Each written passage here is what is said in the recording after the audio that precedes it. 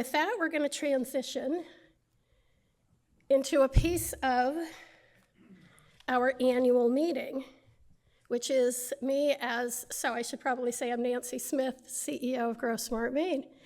And this is an opportunity to report on fiscal year 2025, and it will be followed by recognitions and our board nominations. So I decided this year to look at fiscal year 2025 from a slightly broader perspective and through the lenses of the summits that we have hosted in recent years, these annual convenings to spark discussions and connections. With this group, I don't need to spend a lot of time talking about smart growth principles, but I also didn't feel that I could ignore them.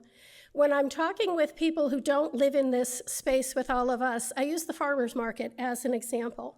When we have downtowns that are vibrant and active and people have gotten out of their cars with their wallets, and they're surrounded by productive farmland where farmers can produce food, fiber, and other products for their neighbors, we see all of this coming together at a farmer's market.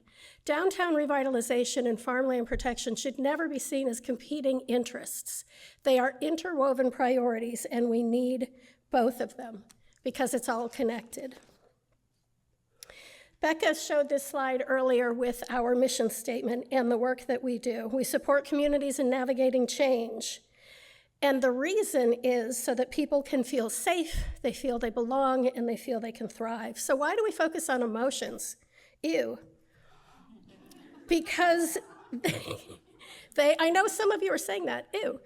They are the barometers for the health of the individuals and the community. We take action related to housing and land protection and transportation systems, and all of that matters because of how people respond to those changes. They're harder to measure, but at the core, this is the reason for our work. If we aren't grounding our work in people, then our work is irrelevant. In the 2019 and 2023 summits, we focused directly on this, that we all need connection for other people. Even with the growing divisiveness that we recognize today, it makes it harder to support and maintain these connections. But it is possible to create buildings, communities, and transportation systems that make these connections easier. Community building is done in shared spaces. Did you all get to see community plates, one of the community spotlights that we had today? They feature the connections between storytelling and food and storytelling about food. And it even made national news recently in the NBC Good News. We actually have to have segments that are highlighting, there's good news out there, I promise. And this is one place where they use the public spaces and this opportunity to talk about the food and how it connects us, to have conversations outside of the really hard stuff that we need to talk about. I also want to reference dog walking as community building. I am a dog walker. I walk the same 2 to 4 blocks with the same dog about the same time every night. And it becomes a rhythm. I know the other dog walkers. And I know that when people are walking with dogs, it gives a level of comfort and a sense of safety to others. It's different than someone out walking on their own. I got in a conversation recently with a man. We started talking about his 2 10-week-old golden retriever puppies and my 18-month-old hound puppy. Turns out he's the owner of the restaurant that I go to for breakfast fairly often. Our conversation evolved into workforce housing, short-term rentals, the role of municipal government when a development project that we were looking at goes cold, and what that does to the value and the vitality of the surrounding neighborhood. That happened because we started talking about our dogs. So it's these simple things and the spaces and the safe sidewalks that we have that add to the third spaces where we can have these conversations. Public health, as measured in personal wellness and mental health, are demonstrable values of these third places as a foundational value of smart growth. You are all here today. I've heard it from so many of you. You're here for information. The keynote session this morning was extraordinary. The data, the connections. You also are out there talking to each other. We have the community spotlight set up in a conversational format instead of presentation because we need that. And I encourage you to stay for the community experience tours and the reception as chances to connect to other people. I promise this will be a more productive use of your time than checking emails or going back to the office to do one more thing. Within our community work, we again talk about much of smart growth, about navigating change that requires personal connections. How do communities determine what change will look like, as tempting as it is to resist change? If they don't decide what that change will look like, someone else will decide for them. So within our community work, we have Building Community Strength, a 3-year capacity building program providing technical and financial assistance to 10 rural communities across Maine that are ready to navigate change. This includes training workshops, community visits, and a learning network. It's funded by USDA Rural Development and American Farmland Trust, and it's done in partnership with regional planning organizations and planning consultants, with the community members who step up to be part of this process. Our partners include Build Maine, the Eastern Maine Development Corp., Genesis Community Loan Fund, the Musson Group, North Star Planning, and Sunrise County Economic Council. I think most of them are here today. The communities are Calais, Danforth, Enfield, Holton, Machias, Mexico, Presque Isle, Roque Bluffs, Skowhegan, and Van Buren. Many of them are here today. The outcomes that we're searching for are to build these relationships, and we do it through these connections with these events, also through the incremental successes that come with $5,000 grants to launch one project, one tangible success that both they and the naysayers can point to and say, but we've done this, so we can do the bigger thing.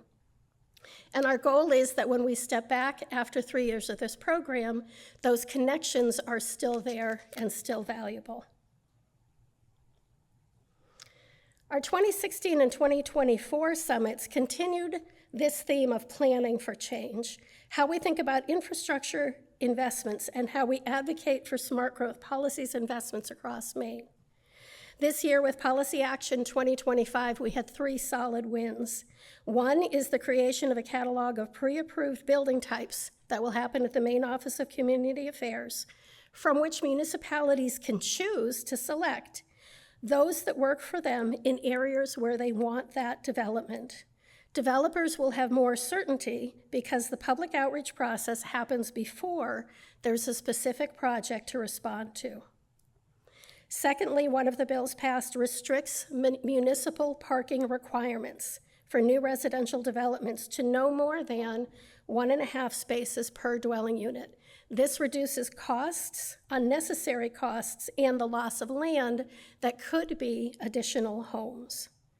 And then finally, the Public Transit Advisory Council is now meeting regularly with a chair who comes from outside Maine DOT and a report due to the Committee of Oversight. This incremental step is transformational in the accountability of requiring transit to be part of Maine Department of Transportation's work. And a special shout out to Josh Caldwell at NRCM, who was driving the bus on this one for Policy Action. How does this make people feel? I read a recent article shared with me with a quote from Deborah Archer, president of the ACLU. She says, "Transportation determines who gets to feel like they belong.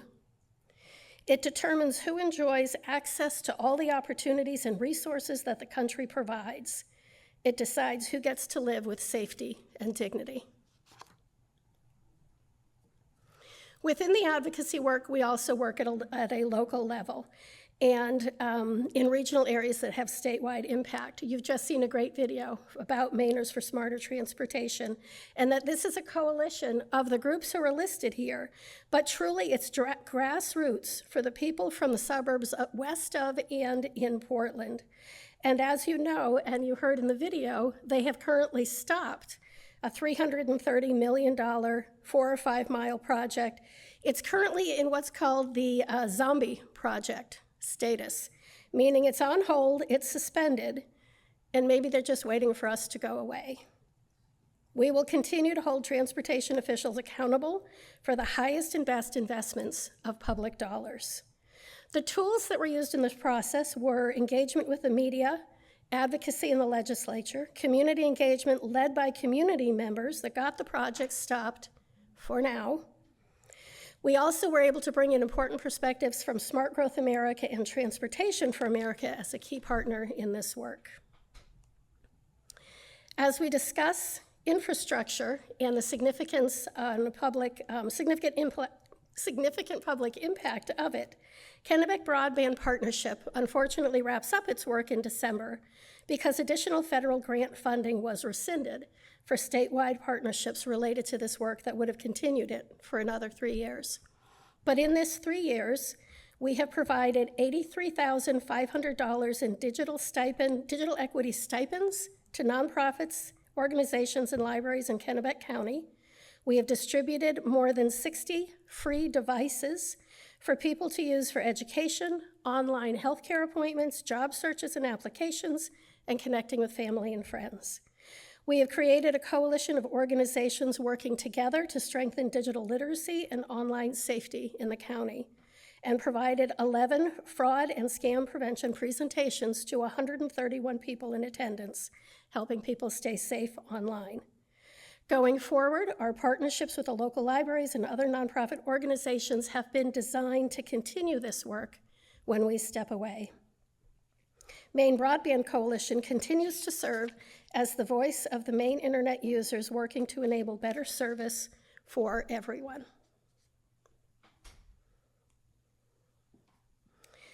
Our 2022 summit focused on farming and urban areas with John Piotti of American Farmland Trust paired with Mike McGinn of America Walks, and they spoke of the power of advocacy at all levels for issues that are rural, suburban, and urban. Engaging in local, state, and federal policymaking is essential to your community's success in managing change. This year, several of the successes included improvements to the voluntary municipal farm support program in partnership with Maine Farmland Trust.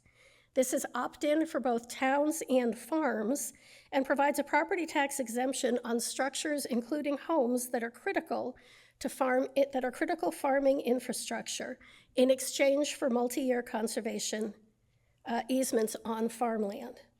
In our community work, we've launched the Down East Food System Partnership, a platform to bring together a broad range of food system stakeholders to build consensus on strategic food system priorities that will have the highest return for the Down East food system, to develop sound project concepts based on those priorities, and to secure investments and capacity to see that they are implemented. It's always about the money. In 2014, it was the dollars and cents of smart growth with significant fiscal and financial value in smart growth for municipalities and households. Crumbling infrastructure, budget deficits, deferred maintenance, strained budget negotiations, these are all symptoms of a chronic lack of funding that comes to a head annually during municipal budget process. Breaking that cycle requires a fundamental rethinking of the relationship between infrastructure, finance, and land use, and how housing plays a role in that. From our online resources this year, we launched a webinar called Housing and Local Property Tax Struggle: Why Bad Land Use Policy Equals Bad Municipal Financial Policy. This was an opportunity to learn about a whole life municipal budgeting model, which, as an alternative approach, provides a platform for municipal budgets that are based in land use patterns that strengthen rather than erode the land base, positioning Maine communities for greater financial and land use security. Presenters included Kevin Sutherland, town manager of Newcastle, who's here today. Excuse me.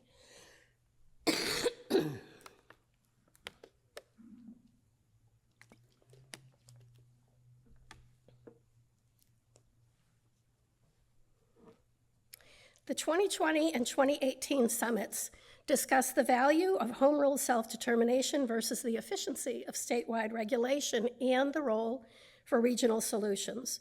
While local government can be described as a nimble testing ground for concepts and tools, there's often value and efficiency in regional and statewide approaches. Home rule isn't going away, nor should it. But can we adopt this unique New England tradition for the coming decades? Integrating layers of plans, municipal and regional comp plans, statewide plans for economic development, housing, and climate resilience. Community trust is the foundation for moving all of them forward. This is, again, about relationships and people. Much of our advocacy has focused both on providing resources and attaching requirements to the municipal work ahead. With the Maine Office of Community Affairs, we encouraged the creation of that office and the support for regional planning organizations and other resources, and for housing programs like Housing Opportunity Program and the Community Resilience Program within that office. We also advocated for minimum standards for housing and ordinances that remove barriers from housing in the right places.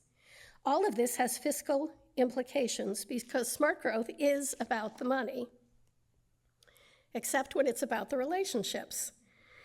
In 2017, our summit focused on learning when and how to have difficult conversations, how to be kind and direct, how to develop and nurture trusted relationships. In our community work, we have the Maine Alliance of Smart Growth. It's a network that we bring together of organizations and municipalities that support economically and culturally vital downtowns and the natural areas that surround them.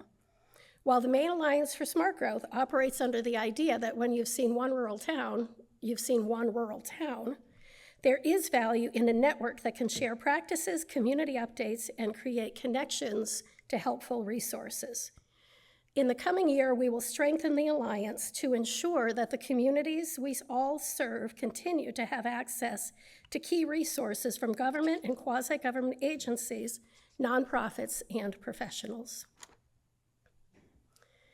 As we talk about building trusted relationships, I want to remind all of us to include media outlets. This is a quote from Judith Meyer, who was then, in 2019, Executive Director of Sun Media Group. I believe she's here today with the Maine Monitor. Please remember the unique value that independent media brings to community life and to the relationships that are essential to getting work done. Reading the last sentence of her quote here, communities are healthier, more engaged, and more resilient, and better able to thrive when informed by the truth. I want you to take a moment. Can you all read the slide? So we have Mark Zuckerberg saying that Meta is creating personalized AI friends to supplement your real ones because the average American has only 3 friends but has demand for 15. The post above it says, bro, we just want walkable cities and third places in order to find community, not imaginary friends. I checked, this is real. Zuckerberg is suggesting that 75% of our friends can be AI and it'll be fine. In real life, relationships are fostered in inviting community places. Our lives now are referred to as analog. I find that bizarre, and I have learned what IRL is in real life. So what are the land use implications of these AI friendships where you don't have to leave the couch? What are the land use implications for the data centers necessary to create the AI? There's conversations about them coming in Aroostook and possibly in Wiscasset for starters. After I heard recently from someone in the electricity transmission field that data centers won't come here because our cost of energy is already too high. We need to work together to identify the environmental, economic, and community implications, good and bad, of AI, including data centers. Smart growth is broad. It is where all of the silos come together, and the landscape is constantly changing. But all of these pieces are connected, and what we need is consistent and interwoven ways to approach these challenges of infrastructure, housing, food and farming, housing and more. We need communities where people feel safe, where they feel they belong, and they feel they can thrive. New challenges will always be part of our work, and we're happy to share this update with you, along with what's up next. Speaking of what's next, I shared this photo at the summit that we hosted at Thomas College in 2016, because that one was on October 19th, which was the 35th anniversary of my first day of work as a forest technician in Maine. This shot is from college, where I was preparing that work. Can you all tell which one I am? I have had people, if you look, this is such a classic, looking at each of the guys that are around me and the stories each of them tell. It's an amazing photograph, but it tells the story of what brought me to Maine in 1981 at the age of 19. I worked as a forester for 13 years. I worked as a farmer for 17 years. I worked as a legislator for 8, and now leading this amazing nonprofit for 16 years. I have worked in Maine full-time for 44 years. 22.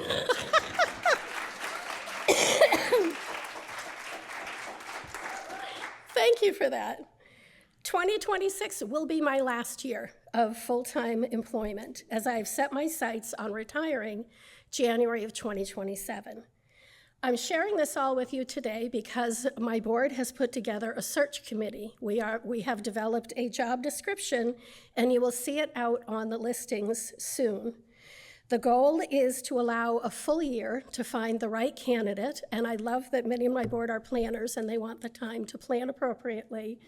There's time enough for 2 searches if we need to get the right person and to be able to overlap, so that I can share making the introductions, making the handoffs, and allows me time to sort through all of the virtual files and the 26,000 emails in my inbox to make that work easier for them. But I also know that I'm going to pass on to the next CEO an absolutely phenomenal organization with a staff that is extraordinary and a board that is outstanding. I look forward to the challenges for GrowSmart and for myself coming up. And honestly, I'm going to savor this next year, that I count down towards more time at Acadia, more time for maybe creative writing instead of the creative writing that comes with grant writing. But I'm going to savor my time with GrowSmart and with all of you for one more year. So give thought to who you think might be the next great CEO of this amazing organization. And that completes our fiscal year 2025 report for GrowSmart Maine. And I'll invite, I think, Becca up to continue the program.